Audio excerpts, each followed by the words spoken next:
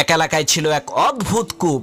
লোকেরা যখন ওই গহীন অন্ধকার কূপ থেকে পানি তোলার জন্য কূপের মধ্যে রশিতে বাঁধা বালতি নামিয়ে দিত, তখন ওই রশি ঠিকই থাকতো, কিন্তু বালতিটা কূপের মধ্যে উধাও হয়ে যেত। এই আশ্চর্য ভূতুরে কাণ্ড দেখে এলাকার সমস্ত লোকেরা বলা বলি করতে লাগলো যে নিশ্চিত এই কূপের মধ্যে জিন ভূত আছে। এলাকার সমস্ত গণ্যমান্য ব্যক্তিরা একত্রিত হয়ে দেশের বড় বড় কবিরাজদেরকে নিয়ে আসলো ওই কূপ থেকে জিন ভূত তাড়ানোর জন্য। কিন্তু দুঃখের বিষয়, কোনো কবিরাজই এই সমস্যার সমাধান করতে পারলেন না। অবশেষে সেই এলাকার একজন দুঃসাহসী বালক বলে উঠল, আমি এই কূপের ভেতরে নেমে দেখবো এর মধ্যে আছে কি। ছেলেটির এই কথা শুনে এলাকার সমস্ত লোকেরা হতভম্ব হয়ে গেল। সকলেই তাকে বলতে লাগলো, ভাই এই কাজ করা তোমার মোটেও ঠিক হবে না, এটা কিন্তু তোমার আত্মহত্যার শামিল। তখন সেই ছেলেটি বলল, ইনশাল্লাহ আমার কিছুই হবে না, তবে আমার একটা শর্ত হচ্ছে, যেই রশিটা আমি মাজায় বেঁধে এই কূপের মধ্যে নামবো, ওই রশিটা তোমাদের সাথে আমার পিতাও যাতে ধরে রাখে। এলাকাবাসী বলল, এটা আবার কোনো শর্ত